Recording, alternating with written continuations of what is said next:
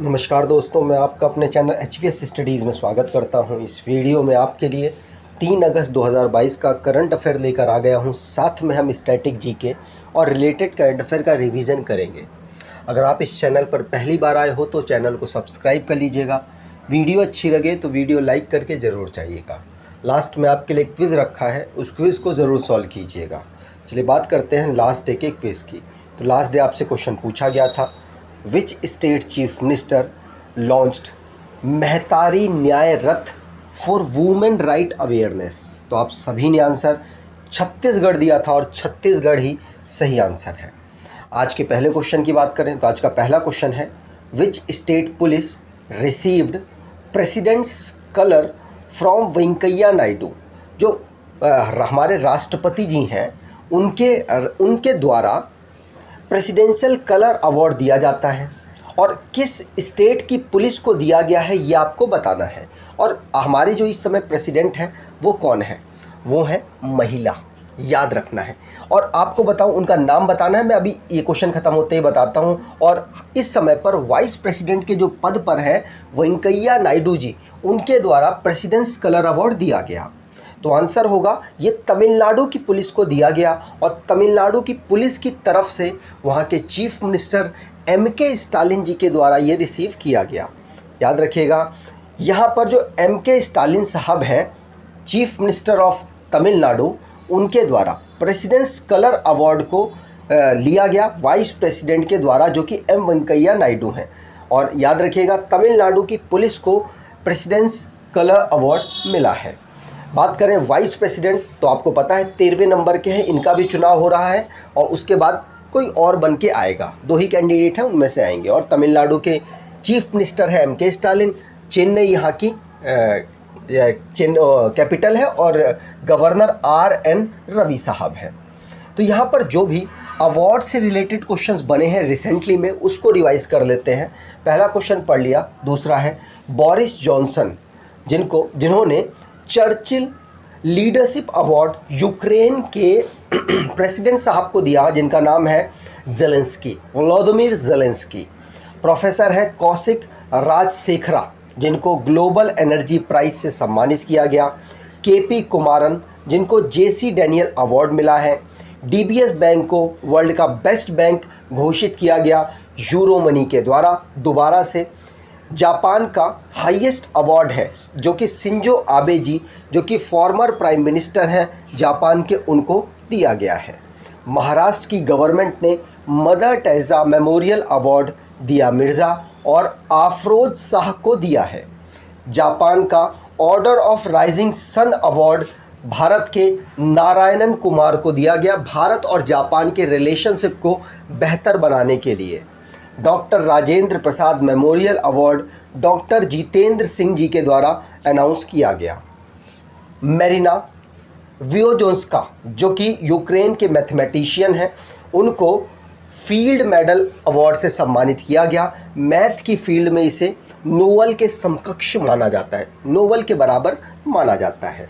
अगले क्वेश्चन की बात करें, which state chief minister releases a book titled lockdown lyrics. Lockdown lyrics को किस स्टेट के चीफ मिनिस्टर के द्वारा लॉन्च किया गया? तो आप इनको देख सकते हैं, ये हैं उड़ीसा के चीफ मिनिस्टर, इनका नाम है नवीन पटनायक। नवीन पटनायक जी ने लॉकडाउन लिरिक्स एक बुक है उसको रिलीज़ किया है, तो उड़ीसा के हैं, याद रखना है। ये जो बुक है लॉकडाउन लिरिक्स, इसको लिखा किसने है? तो संजुक्ता दास जी के द्वारा इन्हें लिखा गया। रिसेंटली में जो बुक रिलीज़ हुई उनके बारे में थोड़ी चर्चाएं कर लेते हैं, किसने लिखा, किसने रिलीज़ किया, वो सारी बातें। तो पहला क्वेश्चन पढ़ लिया। दूसरा है Dilip Kumar in the shadow of a legend, ये बुक लिखी है फैज़ल फारूकी ने। डॉक्टर S जयशंकर, हमारे विदेश मंत्री हैं ये, इन्होंने एक बुक है जो कि कनेक्टिंग थ्रू कल्चर, इस बुक को सुषमा स्वराज भवन दिल्ली से लॉन्च किया है। हिमाचल प्रदेश के गवर्नर है राजेंद्र विश्वनाथ, उन्होंने द मैकमोहन लाइन को लॉन्च किया। मीनाक्षी लेखी, जो कि हमारी कल्चर की इस समय पर मिनिस्टर ऑफ स्टेट है, उन्होंने स्वाधीनता संग्राम ना सूरवीरों को लॉन्च किया, जिसमें स्वतंत्रता संग्राम के जो सूरवीर हैं उनकी स्टोरी के बारे में बताया गया है। विश्वनाथन आनंद जी की एक बुक है, मतलब उनके ऊपर एक बुक लिखी गई है, माइंड मास्टर, और रिलीज़ विश्वनाथन आनंद जी ने की है। डॉक्टर सोनू फोगाट, जिन्होंने अष्टांग योगा को लिखा, हरियाणा के चीफ मिनिस्टर मनोहर लाल खट्टर जी के द्वारा इसे लॉन्च किया गया। Gautam Adani, the man who changed India, RN Bhaskar ji के द्वारा लिखा गया। विमल जलान जी ने द इंडिया स्टोरी को लिखा है। अगर आप 7 महीने का करंट अफेयर की ई बुक परचेज़ करना चाहते हैं अपने आने वाले रेलवे और SSC के एग्ज़ाम और बहुत सारे स्टेट लेवल के जो एग्ज़ाम लगे हुए हैं, आपको पता है हर जगह करंट अफेयर पूछा जाता है, तो आप इस ई बुक को परचेज़ कर सकते हैं। ये ऑलमोस्ट आपको 7 महीने का एक साथ करंट अफेयर प्रोवाइड करा देगी। अगर आप इसको 3 से 4 बार रिवाइज़ कर लेते हैं तो आपको बहुत बेनिफिट मिलेगा आपके एग्ज़ाम में। क्वेश्चन डायरेक्टली आपको वहाँ पर मिलेंगे। तो इसे आप परचेज़ करना चाहें तो डिस्क्रिप्शन बॉक्स में लिंक है, वहाँ से परचेज़ कर सकते हैं। अगला क्वेश्चन है, which state is the venue of the India Oman joint military deal Al Najah. Al Najah नाम का एक जॉइंट मिलिट्री एक्सरसाइज है, भारत और ओमान के बीच में ये हो रही है, और ये हो रही है भारत में। तो भारत के किस स्टेट में हो रही है ये आपसे पूछा जा रहा है। तो आंसर हो जाएगा भारत और ओमान के बीच में राजस्थान में ये एक्सरसाइज को ऑर्गेनाइज कराया जा रहा है। याद रखना है, 4th नंबर की एक्सरसाइज है इंडिया ओमान की जॉइंट मिलिट्री एक्सरसाइज, जिसका नाम है अल नज़ाह। 4th नंबर की राजस्थान में ये ऑर्गेनाइज कराई जा रही है 1 अगस्त से लेकर 13 अगस्त तक। तो राजस्थान की यहाँ पर बात हुई है, तो राजस्थान को इस्टेब्लिश किया गया था स्टेट के रूप में 30 अप्रैल 1949 को। जयपुर इसकी कैपिटल है। कलराज मिश्र यहाँ के गवर्नर हैं। चीफ मिनिस्टर अशोक गहलोत हैं, और लेजिस्लेचर यूनिकैमरल है, जहाँ की असेंबली में 200 सीट्स, राज्यसभा में 10 सीट्स और लोकसभा में 25 सीट यहाँ से आती हैं। नेशनल पार्क की बात करें तो Mukundra hill national park, desert national park, Keoladeo Ghana national park, Ranthambore national park, Sariska national park यहाँ के नेशनल पार्क हैं।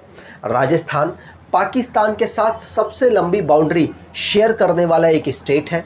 याद रखना है, भारत पाकिस्तान के साथ 3 स्टेट्स और 2 यूनियन टेरिटरी के साथ बाउंड्री को शेयर करता है। ये इम्पॉर्टेंट क्वेश्चन है। पहले जब जम्मू कश्मीर और लद्दाख नहीं बने थे अलग अलग, उस टाइम पर जम्मू कश्मीर पाकिस्तान के साथ सबसे लंबी बाउंड्री शेयर करता था। अगले क्वेश्चन की बात करें, Muslim women's right day 2022 observe on. तो मुस्लिम महिला अधिकार दिवस 2022 कब मनाया जाता है? तो आंसर यहाँ पर होगा, ये 1 अगस्त को हम ऑब्ज़र्व करते हैं। पहले ही अगस्त को क्यों ऑब्ज़र्व करते हैं आपको बता दूं। पहले अगस्त को 1 अगस्त को ट्रिपल तलाक जो था मुस्लिमों में जो ट्रिपल तलाक चला करता था, उसको भारत सरकार ने रोक दिया था। इसीलिए 1 अगस्त को ही उसके सेलिब्रेशन को मद्देनज़र रखते हुए मुस्लिम महिलाओं ने मुस्लिम वुमेन राइट डे को ऑब्ज़र्व किया है। याद रखना है, जो ये ट्रिपल तलाक है उसको 2019 में भारत सरकार ने रोक दिया था। ठीक है, चलिए आगे बात करें। अगला क्वेश्चन है, who has been named as the new MD and CEO of the national stock exchange. तो कौन MD और CEO के रूप में अपॉइंट हुए हैं NSE में, मतलब नेशनल स्टॉक एक्सचेंज में? तो आंसर यहाँ पर हो जाएगा, इनका नाम है, अनाउंसमेंट पहले ही हो चुका था लेकिन अभी अपॉइंट हो गए, अपनी सीट पर बैठ गए। इनका नाम है आशीष चौहान। आशीष चौहान जी MD और CEO बने हैं नेशनल स्टॉक एक्सचेंज के। याद रखिएगा, पूछा जा सकता है। जो ये अपॉइंटमेंट है, वैसे तो बैंकों के जो हेड हैं उनका अपॉइंटमेंट RBI करता है, लेकिन सेबी इसका अपॉइंटमेंट करता है किसका? नेशनल स्टॉक एक्सचेंज के CEO और MD का। याद रखना है, पूछा जा सकता है। ठीक है, और आपको बता दूं, आशीष चौहान वैसे इस समय पर काम कर रहे हैं MD और CEO के रूप में बॉम्बे स्टॉक एक्सचेंज में। ठीक, चलिए आगे बात करें। तो रिसेंटली में जो अपॉइंटमेंट से रिलेटेड क्वेश्चंस बने हैं उनको भी रिवाइज कर लेते हैं। जैसे संजय अरोड़ा कौन है? तो ये आईटीबीपी में इस समय पर हेड के रूप में काम कर रहे हैं। इनको दिल्ली पुलिस के कमिश्नर के रूप में अपॉइंट किया गया। नीरज चोपड़ा जी को कोका कोला ने लिम्का स्पोर्ट्स प्रमोशन के लिए साइन अप किया है। प्रणय कुमार वर्मा जी हाई कमिश्नर बने हैं भारत के बांग्लादेश में। इंदरमित गिल जिनको वर्ल्ड बैंक के चीफ इकोनॉमिस्ट के रूप में अपॉइंट किया गया, ये भारत से हैं इसलिए हमारे लिए इम्पॉर्टेंट है। अक्षय मुंद्रा जिनको सीईओ बनाया गया, किसमें? VI एक कंपनी है, वोडाफोन आइडिया से मर्जर कंपनी है, उसमें इन्होंने रविंदर ठक्कर की जगह ली है। Saif Ahmad FIH acting president बने हैं, नरेंद्र पत्रा जी की जगह इन्होंने ली है। राजश्री गुप्ता मैनेजिंग डायरेक्टर बने हैं ONGC विदेश के। फॉर्मर सुप्रीम कोर्ट के जज हैं विनीत सरन जी जिनको BCCI का एथिक्स ऑफिसर बनाया गया। मनोज कुमार जी KVIC के नए चेयरमैन बने हैं। आगे बात करें, अगला क्वेश्चन है, Nilekani centre established by which IIT to promote Indian language technology. Bharat की जो लैंग्वेज है उससे रिलेटेड टेक्नोलॉजी को डेवलप करने के लिए नीलेकानी सेंटर को डेवलप किया है एक IIT ने। भारत में टोटल 23 IITs हैं, जिसमें से एक IIT मद्रास के द्वारा नीलेकानी सेंटर को डेवलप किया गया, जिसमें भारत की जो लैंग्वेज वाली टेक्नोलॉजीज़ हैं उनको प्रमोट किया जाएगा, उनको डेवलप किया जाएगा। तो यहाँ पर बी ऑप्शन बिल्कुल सही हो जाएगा। नीलेकानी सेंटर कहाँ बना है? IIT मद्रास में। पूछा जा सकता है, याद रखिएगा। अगले क्वेश्चन की बात करें, वेस्ट बंगाल, WB का मतलब वेस्ट बंगाल है। West Bengal to form how many new districts making a total of 30 districts.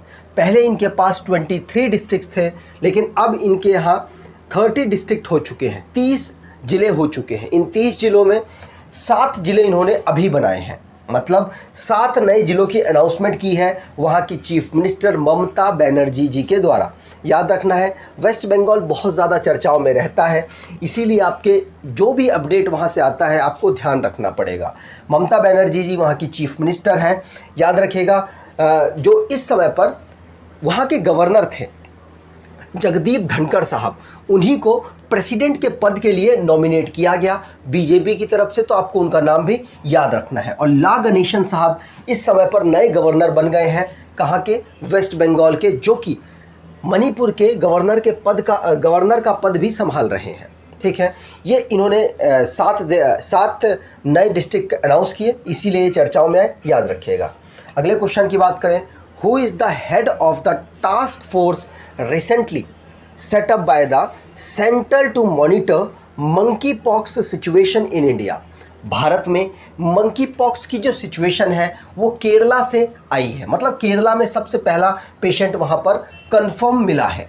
ठीक है, याद रखना है, दोबारा से और 2 पेशेंट और मिल गए, मतलब 3 पेशेंट अभी तक केरला में मंकी पॉक्स वायरस के मिल चुके हैं।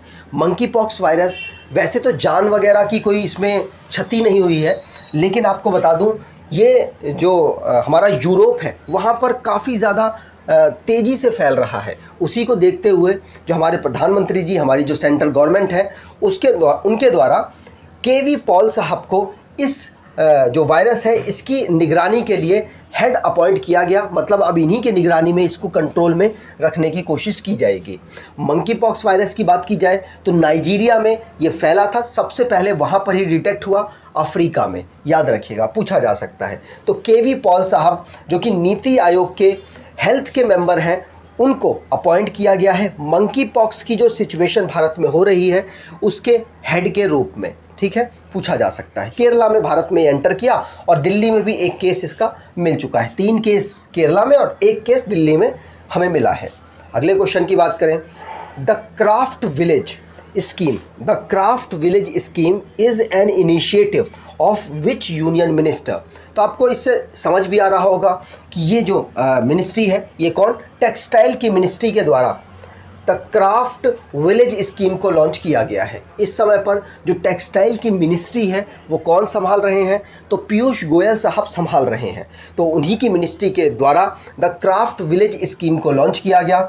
याद रखिएगा इसमें होगा क्या, तो इसमें आपको बता दूं जो अलग अलग स्टेट्स हैं उनमें अलग अलग मतलब कपड़े वगैरह अलग अलग उनके हैंडक्राफ्ट के मतलब चीज़ें प्रचलित हैं, उसको लिंक किया जाएगा जिससे कि वहाँ का जो टूरिज्म सेक्टर है उस चीज़ को लेकर प्रमोट करेंगे तो लोग वहाँ आएंगे, उस सामान को लेंगे और साथ साथ वो सामान भी बिकेगा और टूरिज्म सेक्टर भी प्रमोट किया जाएगा। तो दोनों को लिंक करने की यहाँ पर कोशिश की गई है।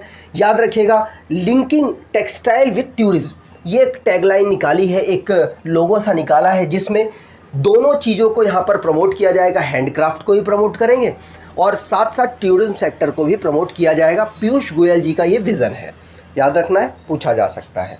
आज के क्विज की बात करें तो which country launched gold coin as legal tender to tackle inflation, तो इन्फ्लेशन को टैकल करने के लिए किस कंट्री ने गोल्ड कॉइन को लीगल टेंडर के रूप में निकाला है। तो आपको कमेंट बॉक्स में डिटेल में आंसर देना है।